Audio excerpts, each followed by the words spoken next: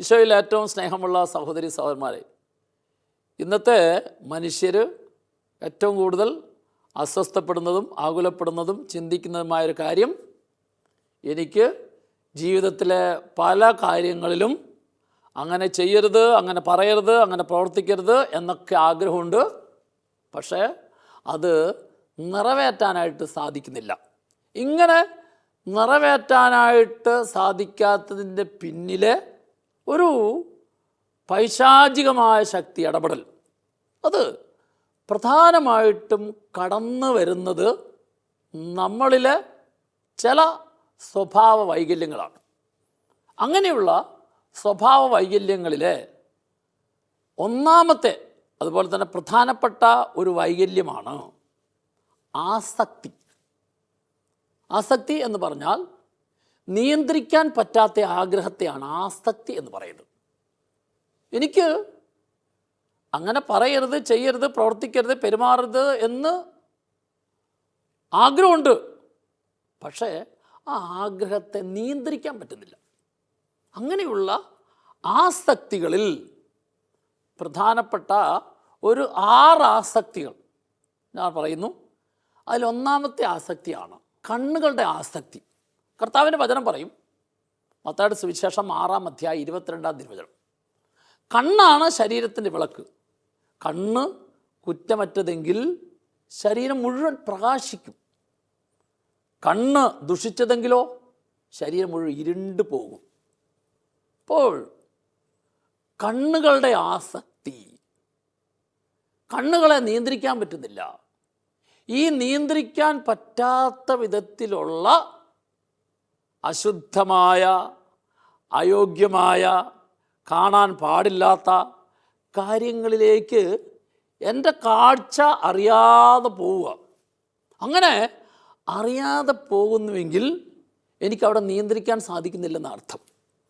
അങ്ങനെ നിയന്ത്രിക്കാൻ സാധിക്കാതെ വരുമ്പോൾ നമ്മളെ തെറ്റിലേക്ക്, പാപത്തിലേക്ക് നയിക്കും. അങ്ങനെ പാപത്തിലേക്ക് നയിക്കുന്നത് വഴിയായിട്ട് അതിലൂടെ ഒരു പൈശാചികത കടന്നു വരും.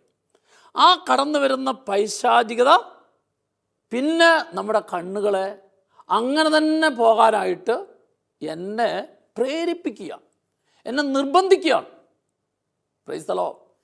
ഇങ്ങനെയുള്ള ചില നിർബന്ധത്തിൻ്റെ പ്രേരണയുടെ അവസ്ഥയെ നമ്മൾ ബ്ലോക്ക് ചെയ്താലേ, നമ്മൾ അതിനെ മനഃപൂർവ്വം ആ സാഹചര്യത്തിൽ നിന്ന്, ആ അവസ്ഥയിൽ നിന്ന് മോചനം പ്രാപിച്ചാലേ നമുക്ക് പൂർണ്ണമായിട്ടും കണ്ണുകളെ നിയന്ത്രിച്ച് ശരീരത്തെ പ്രകാശിപ്പിക്കാൻ സാധിക്കുള്ളൂ. കർത്താവ് വളരെ കൃത്യമായിട്ട് പറയുകയാണ്, നിൻ്റെ ശരീരത്തിൻ്റെ ജീവിതത്തിന് മുഴുവൻ വിളക്കാണ് കണ്ണ്.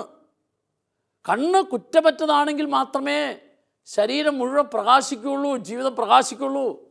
അതുകൊണ്ട് മനുഷ്യ ശരീരത്തിലെ അവയവങ്ങളിൽ ഏറ്റവും പ്രധാനമായിട്ട് ശ്രദ്ധിക്കേണ്ട ഒരു കാര്യമാണ് കണ്ണ് അല്ലെങ്കിൽ കാഴ്ച. Praise the Lord. ഈ കണ്ണ് കുറ്റമറ്റതാണെങ്കിൽ ശരീരം മുഴുവൻ പ്രകാശിക്കും, ദുഷിച്ചെങ്കിലോ ശരീരം മുഴുവൻ ഇരുണ്ടുപോകും. അപ്പം ആസക്തികളിലെ ഒന്നാമത്തെ ആസക്തിയാണ് കണ്ണിൻ്റെ ആസക്തി. ഈ കണ്ണിൻ്റെ ആസക്തിയെ നിയന്ത്രിച്ചാലേ രണ്ടാമത്തെ ആസക്തി, അതാണ് ജഡത്തിൻ്റെ ആസക്തി, ജഡികാസക്തി. ഈ ജഡികാസക്തിയുടെ പാപത്തിലേക്ക് നയിക്കുന്ന പ്രവണത, കർത്താവിൻ്റെ വചനം ശരീരത്തെക്കുറിച്ച് പറയുന്നതാണ്.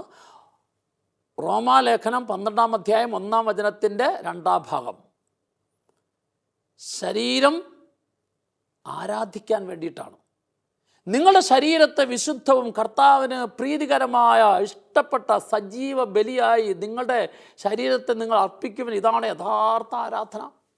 അപ്പോൾ യഥാർത്ഥമായ ആരാധന ശരീരത്തിൻ്റെ വിശുദ്ധിയിലാണ്. ശരീരത്തിൻ്റെ വിശുദ്ധിയിൽ നീ കർത്താവിനെ ആരാധിച്ചാലേ ഉള്ളൂ. അത് ബലിയർപ്പണമാകാം, അല്ലെങ്കിൽ നമ്മൾ വിശുദ്ധ കുർബാനയുടെ മുമ്പിലിരുന്ന് ആരാധിക്കുന്ന ആരാധനയാകാം. ഏതായാലും അർത്ഥമിതാ, ദൈവവുമായിട്ടുള്ള ബന്ധത്തിൽ ദൈവത്തോട് ചേർന്ന് നിന്ന് ദൈവത്തിന് മനുഷ്യൻ്റെ ജീവിതത്തിൽ അത്ഭുതം പ്രവർത്തിക്കണമെങ്കിൽ ശരീരത്തിന് വിശുദ്ധി വളരെ പ്രധാനപ്പെട്ട കാര്യമാണ്. അവിടെ നിങ്ങളുടെ ശരീരത്തെ വിശുദ്ധവും കർത്താവിന് പ്രീതികരമായി ഇഷ്ടപ്പെട്ട സജീവ ബലിയായി നിങ്ങൾ അർപ്പിക്കുവിൻ. ഈ ശരീരത്തിലെ ആരാധനയാണ് ദൈവത്തിൻ്റെ തിരുമുമ്പിൽ ഏറ്റവും ശ്രേഷ്ഠമായിട്ടുള്ളത്. അതുകൊണ്ട് ശരീരത്തിൻ്റെ വിശുദ്ധിയിലെ ദൈവത്തിന് അവൻ്റെ ജീവിതത്തിലും ശരീരത്തിലും അവൻ്റെ ആഗ്രഹത്തിലും പ്രാർത്ഥനയിലും അത്ഭുതം പ്രവർത്തിക്കാനായിട്ട് സാധിക്കുള്ളൂ. വീണ്ടും 1 കൊരിന്ത്യർ 3 16, 17 തിരുവചനം പറയുന്നത് ഇങ്ങനെയാണ്: നിങ്ങൾ ദൈവത്തിൻ്റെ ആലയമാണെന്നും ദൈവത്തിൻ്റെ ആത്മാവ് നിങ്ങൾ വസിക്കുന്നുവെന്ന് നിങ്ങൾ അറിയുന്നില്ലേ? ദൈവത്തിൻ്റെ ആലയം പരിശുദ്ധമാണ്. ദൈവത്തിൻ്റെ ആലയം നശിപ്പിക്കുന്നവനെ ദൈവം നശിപ്പിക്കും. ദൈവത്തിൻ്റെ ആലയം പരിശുദ്ധമാണ്, ആലയം നിങ്ങൾ തന്നെ. അപ്പോൾ പരിശുദ്ധമായ എൻ്റെ ശരീരം അത് ദേവാലയമാണ്. ഈ ദേവാലയത്തിൽ ദൈവത്തിൻ്റെ ആത്മാവ് വസിക്കുന്നു. അപ്പോൾ ദേവാലയമായ എൻ്റെ ശരീരത്തിൽ വസിക്കേണ്ട ദൈവത്തിൻ്റെ ആത്മാവ്, ഈ ദൈവത്തിൻ്റെ ആത്മാവ് വസിക്കുമ്പോഴാണ് എനിക്ക് ശരീരത്തിൻ്റെ വിശുദ്ധിയിൽ ജീവിക്കാൻ മുമ്പോട്ട് പോകാൻ സാധിക്കുന്നത്. അവിടെ എവിടെയെങ്കിലും ഞാൻ പാപം ചെയ്താൽ, തെറ്റ് ചെയ്താൽ, അശുദ്ധി കടന്നു വന്നാൽ, അപ്പോൾ ദൈവത്തിൻ്റെ ആത്മാവ് പ്രവർത്തിക്കേണ്ട സ്ഥലത്ത് ഞാൻ അശുദ്ധമായ കാര്യം ചെയ്യുന്നത് വഴിയായിട്ട് പിശാചിന്, സാത്താന് അവസരം കൊടുക്കുന്നു. വചനം അതുകൊണ്ടല്ല കൃത്യമായിട്ട് പറയുന്നത്.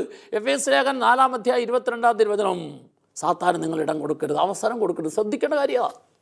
സാത്താൻ അവസരം കൊടുക്കരുത്.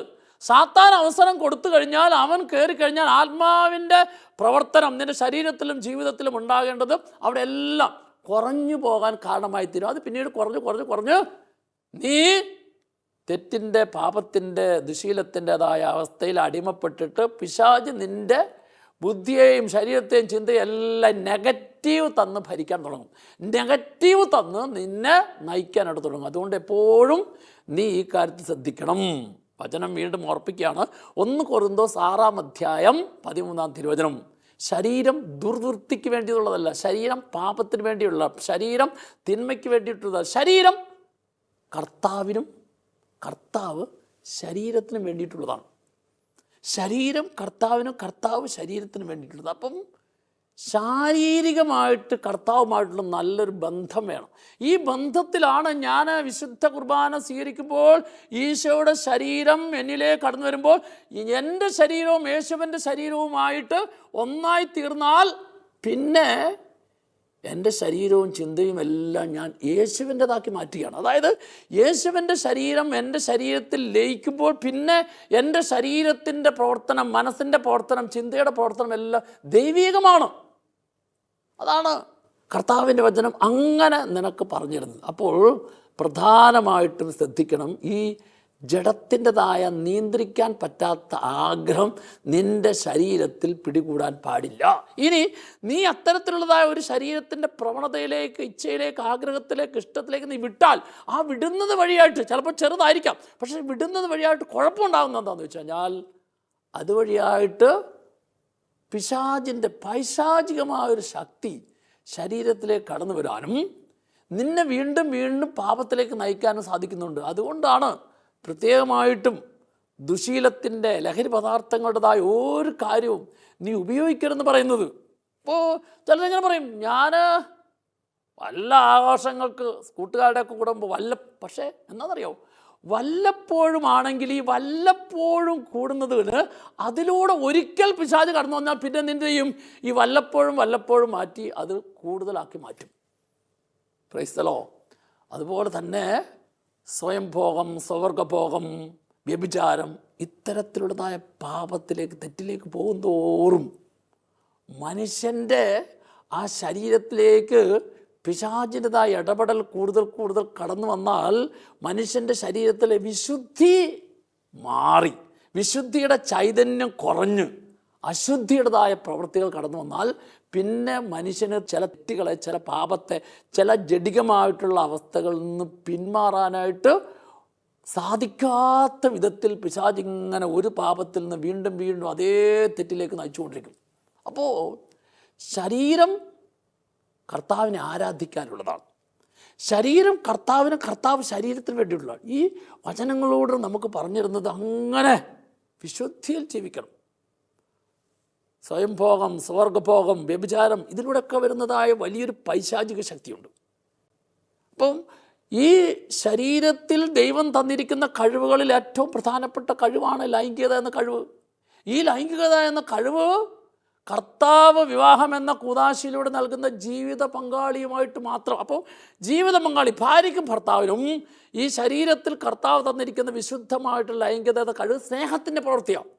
സ്നേഹത്തിൻ്റെ പ്രവൃത്തിയാണ്. അപ്പോൾ ഭാര്യയ്ക്കും ഭർത്താവിന് ഈ സ്നേഹത്തിൻ്റെ പ്രവൃത്തി എപ്പോഴെല്ലാമാണോ മാനസികമായിട്ട് ചേർന്ന് നിൽക്കുന്നത് അപ്പോഴല്ല ഈ സ്നേഹത്തിൻ്റെ പ്രവൃത്തി. അങ്ങനെയാണ് ആ സ്നേഹത്തിൻ്റെ പുറത്തുള്ള ഭാര്യ ഭർത്തൃ ബന്ധം വളരുന്നത്. അങ്ങനെയാണ് ഈ ഭാര്യ ഭർത്തൃ ബന്ധത്തിലേക്ക് കർത്താവ് ദാനമായി നൽകുന്ന ഓരോ കുഞ്ഞുങ്ങളും ദൈവീക കുഞ്ഞുങ്ങളായിട്ട് വളരുന്നത്. എന്നാൽ ഇവിടെ എവിടെയെങ്കിലും ആ വിശുദ്ധിയിൽ, ആ ചൈതന്യത്തിൽ, ആ സ്നേഹത്തിൽ ആ കുറവ് സംഭവിച്ചെങ്കിൽ ആ കുറവ് മക്കളുടെയൊക്കെ സ്വഭാവത്തിലും ഭാവിക്കും ബാധിക്കാൻ കാരണമായിത്തീരും. എപ്പോഴും ഭാര്യയ്ക്കും ഭർത്താവിനും അത് കർത്താവിൻ്റെ അൾത്താരയിലെ ബലി പോലെ പരിശുദ്ധമായിട്ടുള്ളത്. ഭാര്യയും ഭർത്താവും പരസ്പര സ്നേഹത്തിലും ഐക്യത്തിലും മാനസികമായ അടുപ്പത്തിൻ്റെ പൂർണ്ണതയിൽ ചെയ്യുന്ന ശാരീരികമായ സമർപ്പണം, ഓരോ ശാരീരിക സമർപ്പണവും അവർ തമ്മിലുള്ള സ്നേഹത്തിൻ്റെ ബലിയാണ്. ആ സ്നേഹത്തിൻ്റെ ബലിയിൽ ജനിക്കുന്ന ഓരോ കുഞ്ഞുങ്ങളും മറ്റൊരു ക്രിസ്തുവാണ്.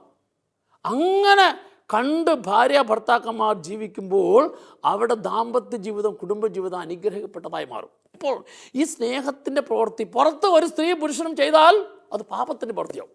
സ്നേഹത്തിൻ്റെ പ്രവൃത്തിയെ പാപത്തിൻ്റെ പ്രവൃത്തിയാക്കി മാറ്റിയാൽ ആ പാപത്തിൻ്റെ പ്രവൃത്തിയിലൂടെ പൈശാചിക ശക്തി കടന്നു വരും. അപ്പോൾ എന്തു ചെയ്യും? അപ്പോൾ ആ ദാമ്പത്യ ജീവിതം തകരും, കുടുംബ ബന്ധങ്ങൾ തരും. ഇന്ന് കുടുംബ ബന്ധങ്ങൾ തകരുന്നതിന് വേണ്ടിയിട്ട് പലപ്പോഴും പിശാച് ഉപയോഗിക്കുന്ന ഏറ്റവും ഗൗരവമായിട്ടുള്ള രണ്ട് തെറ്റാണ്. ഒന്ന്, മദ്യപാനം, പുകവലി, ലഹരി പദാർത്ഥം. രണ്ട്, വ്യഭിചാരം അല്ലെങ്കിൽ ഈ ലൈംഗിക മേഖലകളിലെ അശുദ്ധി. ഈ ലൈംഗിക മേഖലകളിലെ അശുദ്ധി അത് ഏറ്റവും പരിശുദ്ധമായിട്ടുള്ള കഴിവായിട്ട് കർത്താവ് തന്നിരിക്കുക. ഈ പരിശുദ്ധിയിൽ എവിടെയെങ്കിലും കുറവ് വരുത്തിയാൽ, പോരായ്മ വരുത്തിയാൽ അതിലൂടെ കടന്നു വരുന്ന പൈശാചിക ശക്തി വ്യക്തിയെയും കുടുംബത്തെയും അവൻ്റെ ഭാവിയെയും അവരുടെ ഭാവിയെ മുഴുവൻ കളയാൻ കാരണമായി തീരും.